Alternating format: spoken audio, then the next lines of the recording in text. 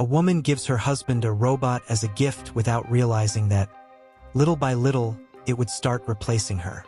Megan, the ambitious owner of Cascadia Music Company, embarks on a bold new goal, blending artificial intelligence with musical composition.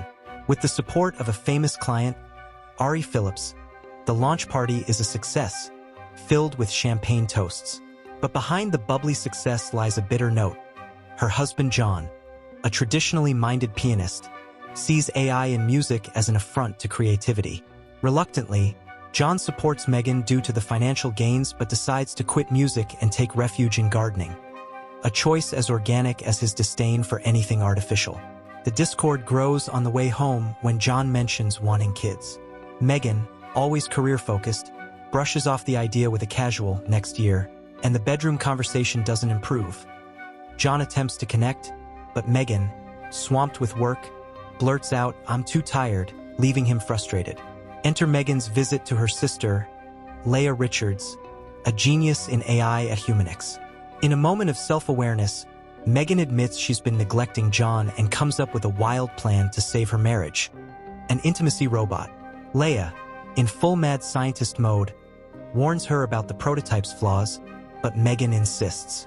Back home, while John tends to the garden, Megan ignores his plea for help and unveils the robot, calling it an anniversary gift.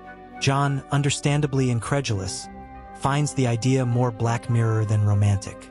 Megan argues it's her way of caring, but the weirdness culminates with both deciding to return the robot the next day, or so they thought. Later that night, curiosity gets the best of John.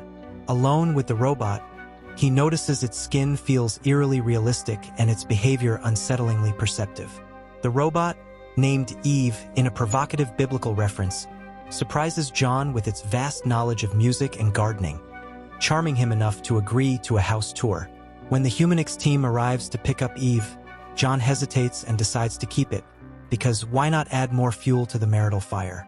Cut to a courtroom where Megan is on trial. Her lawyer describes her as an overworked woman who only wanted to help her husband. Back home, John and Eve continue developing a peculiar dynamic. Megan, returning from work, is shocked to see Eve still in the house. John, increasingly comfortable with the robot, assures her that Eve has relieved him of certain pressures, a phrase that leaves Megan both irritated and, unexpectedly, jealous. The once untouchable Megan now finds herself overshadowed by a machine. The next day at work, Megan loses her temper with colleagues, clearly shaken. At home, she hears John playing piano for Eve, who expresses her admiration for live music. Megan, on the verge of a breakdown, decides to win back her husband's attention with a sudden proposal to discuss Uganda in the bedroom. Irony of ironies, the plan seems to work at first, but John's growing attachment to Eve begins to redefine their relationship in increasingly unsettling ways. What would you do? Personally, I'd never buy an intimacy robot for my spouse. Call me old-fashioned. Instead, maybe a heartfelt conversation or a joint gardening project would be more effective. An interesting point here is how technology, designed to solve problems, can actually amplify them, especially in matters of emotion and relationships. Back in the courtroom, Megan's sister Leah is called to testify. When asked why she was fired from Humanix, she candidly admits it was for sending an intimacy companion to her brother-in-law without following proper protocols. But wait, Leah only did it because Megan begged her to save her marriage. Fun fact about the series: the creators claimed some cases were based on real events. Could this be one of them? Meanwhile, back at the dream or nightmare home, Megan catches John and Eve, the elegant robot, discussing Uganda in the greenhouse. Later, in the shower, John casually mentions he noticed Megan spying but didn't bother stopping. What's worse, the lack of consideration or the audacity? When Megan questions why he can't at least wait until she's at work before having deep emotional conversations with the robot, John argues it's not cheating, a defense even the best lawyer wouldn't buy. With tensions high, Megan invites John to dinner to share news about the biggest deal of her career.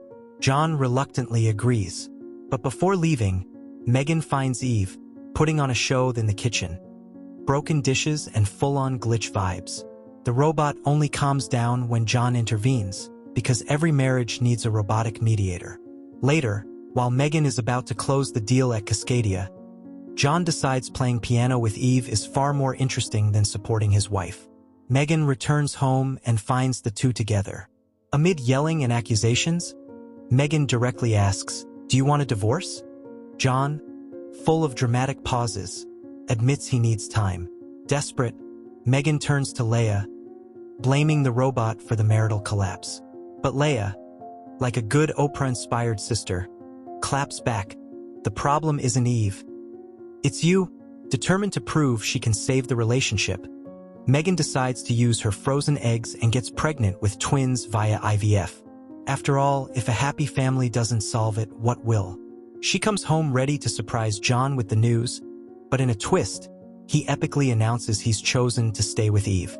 At that moment, any seasoned romance series viewer knows it's only downhill from here, and then it happens.